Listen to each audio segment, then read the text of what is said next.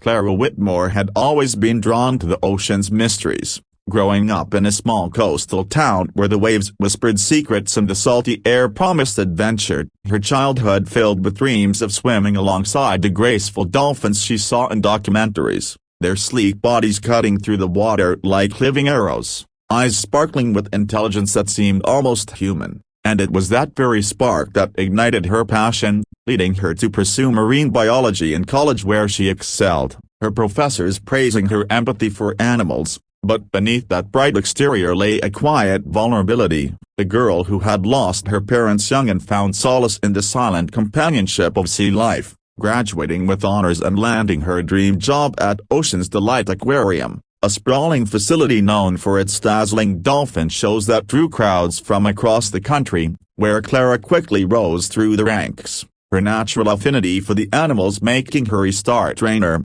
bonding deeply with a pod of bottlenose dolphins, especially one named Echo, a majestic male with a scar across his fin from a long-ago fishing net entanglement that Clara had helped heal, their connection so profound that during training sessions she could anticipate his every move, whispering commands that he followed with eager flips and joyful clicks. But as the years passed, the pressures mounted, the aquarium's management pushing for more spectacular performances to boost ticket sales, demanding riskier stunts that blurred the line between entertainment and exploitation. Clara often staying late into the night, her hands pruned from hours in the water, feeding the dolphins, cleaning their tanks, and tending to their needs, yet whispers among the staff hinted at unrest in the pod, dolphins acting out with unexplained aggression, perhaps from the stress of captivity, the constant noise of crowds, or the unnatural routines imposed on them. But Clara brushed it off,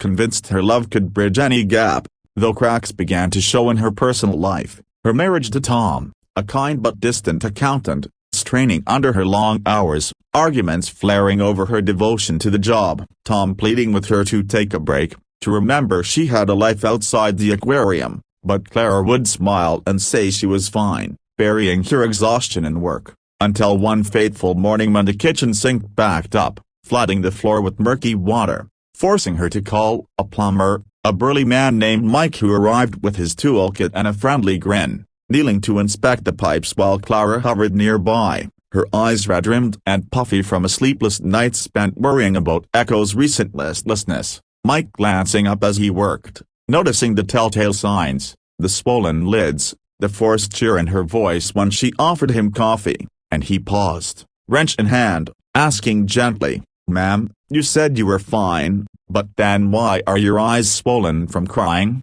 His words piercing the facade she'd built so carefully, catching her off guard, tears welling up anew as she confessed in a rush, the weight of it all, of the dolphin's subtle changes, the fear that something was wrong, the loneliness creeping in despite her surrounded by adoring fans during shows. Mike listening patiently, a stranger turned confident in that moment, advising her to talk to someone, to not carry it alone, but Clara wiped her eyes, insisting it was just allergies, thanking him as he fixed the sink and left, though deep down she knew he was right, the crying spells coming more frequently, triggered by Echo's distant behavior, once playful interactions now laced with tension, a flick of his tail that felt like a warning, colleagues noticing too, one veteran trainer pulling her aside to share stories of past incidents, dolphins turning on handlers in moments of frustration, but Clara defended her charges, arguing they were misunderstood, not malicious, pouring even more energy into her routines, designing new tricks that involved closer contact, riding on Echo's back as he leapt through hoops, the crowds gasping in delight, her smile beaming under the spotlights. Yet at home the silence grew, Tom packing a bag one evening after another missed dinner, leaving a note that read, "I can't compete with the ocean," her heart shattering as she sat alone, staring at the waves from her window, the swollen eyes returning, mascara-streaked cheeks hidden from the world, but she pushed on, arriving at the aquarium the next day with renewed determination, interacting with the dolphins in the pre-dawn quiet, feeling Echo's nose nudge her hand gently, interpreting it as affection rather than the subtle dominance displays experts might recognize, her journal entries from that time revealing the inner turmoil, pages filled with poetic descriptions of the dolphin's beauty intertwined with doubts. They are my family now, but do they feel the same? Questioning if the life she'd built was sustainable, the emotional toll manifesting in physical ways, headaches, insomnia, a tremor in her hands during feeds, yet she confided in no one fully, not even her closest friend at work, Sarah, who sensed the shift but respected Clara's privacy, the plumber's words echoing in her mind during quiet moments, a reminder that her find was a light, the crying a release valve for the building pressure. As the aquarium geared up for its biggest show of the season, a summer spectacular with fireworks and extended performances, Clara throwing herself into preparations, training Echo for a grand finale where she dived deep with him, emerging together in a synchronized burst, the risk exhilarating, her passion reigniting, but underlying it all was a gnawing fear, dreams plagued by visions of dark waters closing in, dolphins circling with teeth bared, waking her in sweats, eyes swollen once more, yet she persevered, telling herself it was just stress, that tomorrow would be better, the chapter of her life building to a crescendo she couldn't foresee, the emotional layers peeling back to reveal a woman on the brink, her love for the sea creatures both her salvation and her undoing, the plumber's innocent question a pivotal moment that highlighted her isolation, a cry for help unspoken, as she stepped into the arena of her fate, the crowds awaiting, unaware of the storm brewing beneath the surface. The day of the summer spectacular dawned bright and clear, the aquarium buzzing with excitement as families streamed in, children pressing noses against glass tanks, oohing at the dolphins' playful antics from afar, Clara arriving early, her routine a comforting ritual as slipping into her wetsuit, checking the equipment, greeting the pod with buckets of fish, Echo approaching first as always, his clicks echoing in the vast enclosure, but there was something off in his eyes,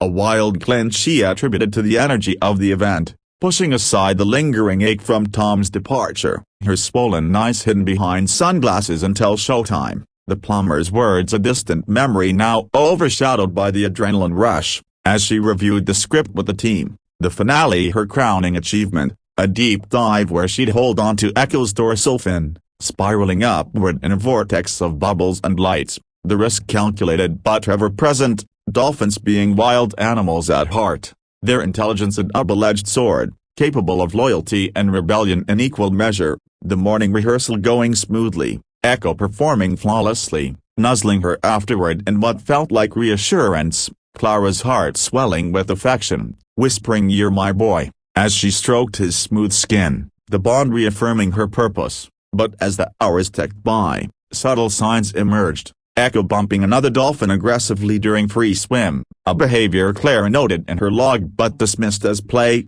the show beginning at noon with fanfare, music blaring, trainers waving from the platforms, Clara entering the pool to thunderous applause, her smile radiant, commanding the pod through a series of jumps and synchronized swims, the crowd enchanted, but midway through, during a solo segment with Echo, he hesitated on a cue, circling her instead of leaping, a flicker of unease crossing her face, quickly masked as she adjusted, calling out encouragement, the audience none the wiser, yet inside her pulse quickened, memories of past minor incidents flashing an ip here, a push there, always excused as accidents, the performance continuing, building to the climax, Clara diving deep, the water enveloping her like a cool embrace, Echo descending alongside, her hand gripping his fin firmly, the ascent beginning as planned, twisting in harmony, but suddenly Echo veered sharply, his body tensing under her touch, a powerful thrash sending her tumbling,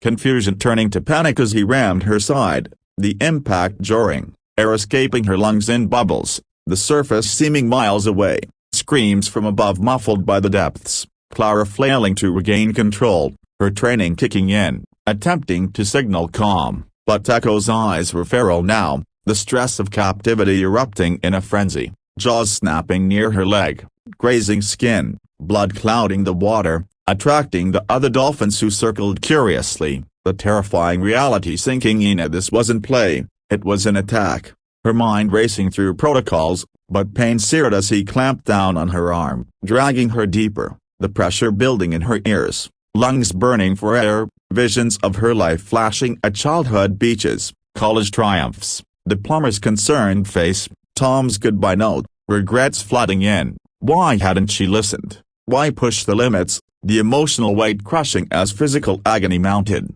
trainers above diving in, alarms blaring, the crowd in chaos, parents shielding children's eyes, but underwater it was a solitary hell. Clara's free hand pounding echoes sighed futilely, his strength overwhelming, a creature engineered by nature for power, not performance, her thoughts turning to surrender, the water darkening, or was it her vision fading? Swollen eyes now from salt and tears mingling in the brine, a final plea escaping in bubbles. Why, Echo? The betrayal cutting deeper than teeth, as rescuers reached her, prying her loose, hauling her up, but too late. The damaged Onia internal injuries from the thrashing, blood loss severe, paramedics rushing in as she gasped on the deck, whispering he didn't mean it, her empathy enduring even in agony, the aquarium shutting down the show, investigations launching, footage reviewed frame by frame, revealing the warning signs overlooked, Echo's prior aggression,